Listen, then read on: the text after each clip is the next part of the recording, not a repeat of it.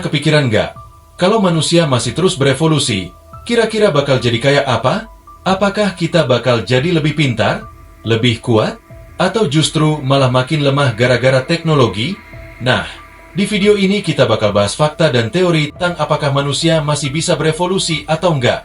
Di sini kita bahas berbagai topik menarik seputar sains, sejarah, dan misteri dunia dengan gaya santai tapi tetap informatif.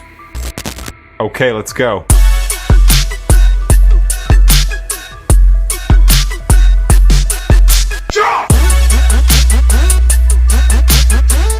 Evolusi adalah proses perubahan bertahap pada makhluk hidup dalam jangka waktu yang sangat lama, yang menyebabkan munculnya berbagai spesies baru dan perubahan sifat-sifat biologis suatu organisme dari generasi ke generasi. Evolusi terjadi melalui mekanisme seperti mutasi genetik, seleksi alam, dan faktor lingkungan, yang secara bersama-sama membentuk keberagaman kehidupan di bumi. Contoh evolusi, perkembangan manusia. Salah satu contoh evolusi yang paling terkenal adalah evolusi manusia. Manusia modern Homo sapiens berevolusi dari nenek moyang primata yang hidup jutaan tahun lalu. Berdasarkan bukti fosil dan studi genetik, manusia berbagi leluhur yang sama dengan kera besar seperti simpanse dan gorila. Jejak evolusi manusia dapat dilihat melalui beberapa spesies hominid yang pernah ada sebelum kita, seperti Australopithecus sekitar 4 juta tahun lalu berjalan tegak tetapi masih memiliki ciri mirip kera. Homo habilis sekitar 2,4 juta tahun lalu mulai menggunakan alat-alat batu sederhana. Homo erectus sekitar 1,8 juta tahun lalu berburu, menggunakan api, dan mulai berpindah ke berbagai wilayah di dunia.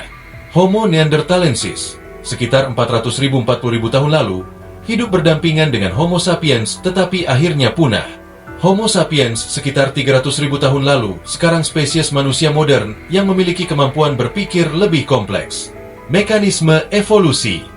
Evolusi tidak terjadi secara acak, tetapi dipengaruhi oleh beberapa faktor utama. 1. Mutasi genetik.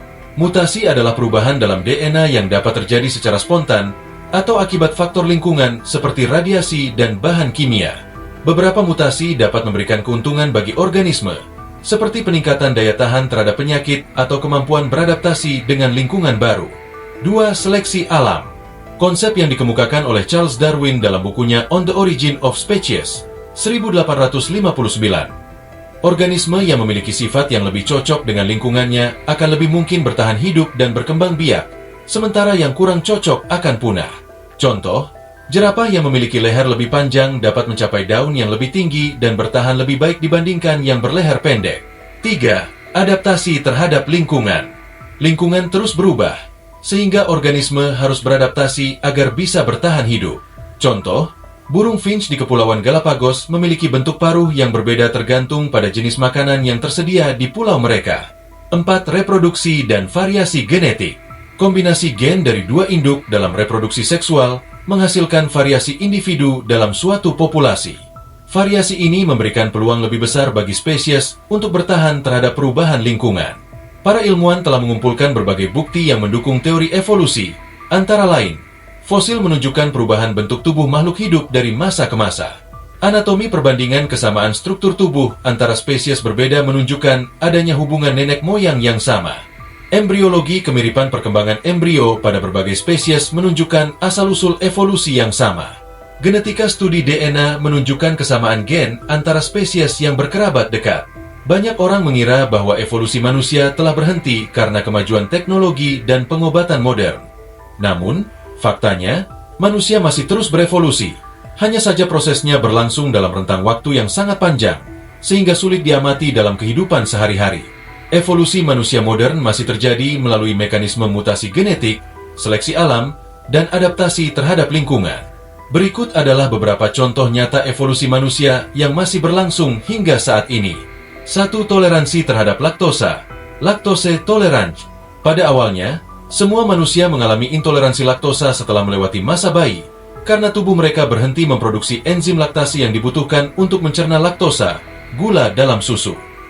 Namun, sekitar 10.000 tahun lalu, ketika manusia mulai beternak sapi dan mengonsumsi susu sebagai makanan utama, mutasi genetik terjadi di beberapa populasi, memungkinkan mereka untuk tetap memproduksi laktase hingga dewasa. Populasi di Eropa Utara, sebagian Afrika, Dan Asia Selatan memiliki tingkat toleransi laktosa yang lebih tinggi karena nenek moyang mereka mengonsumsi produk susu selama ribuan tahun.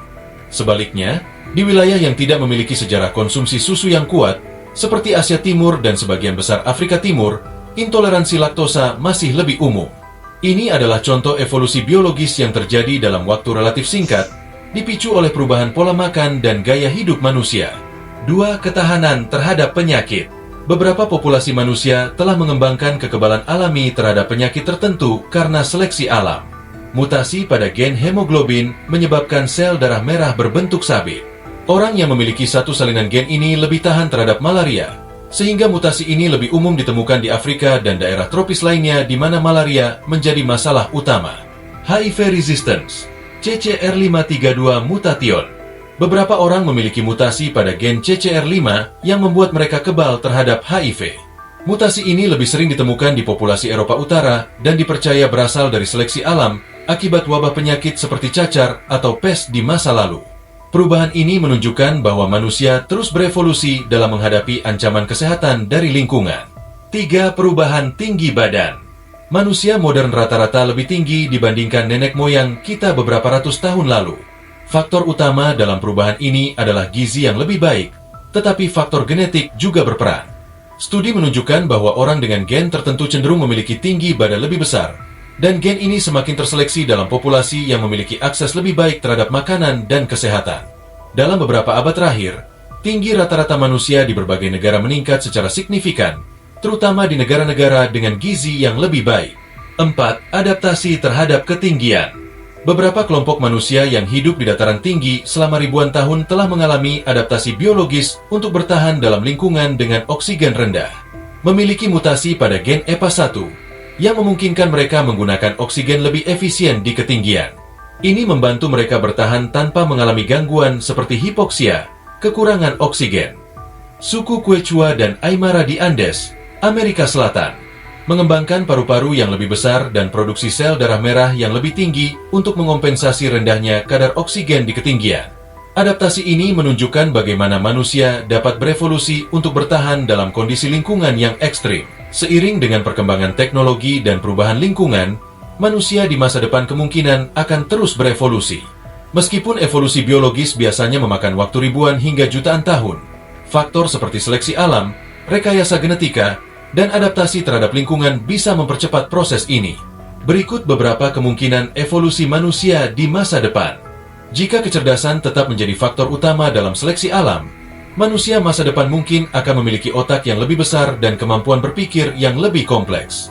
Kecerdasan buatan atau AI dan akses informasi tanpa batas dapat meningkatkan kebutuhan akan pemrosesan kognitif yang lebih tinggi.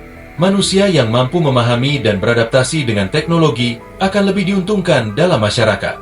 Mungkin tidak hanya ukurannya yang bertambah, tetapi juga konektivitas antara neuron meningkat, menghasilkan pemikiran lebih cepat dan memori lebih tajam.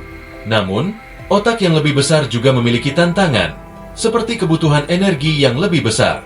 Oleh karena itu, evolusi bisa lebih mengarah pada efisiensi otak, bukan sekadar ukurannya.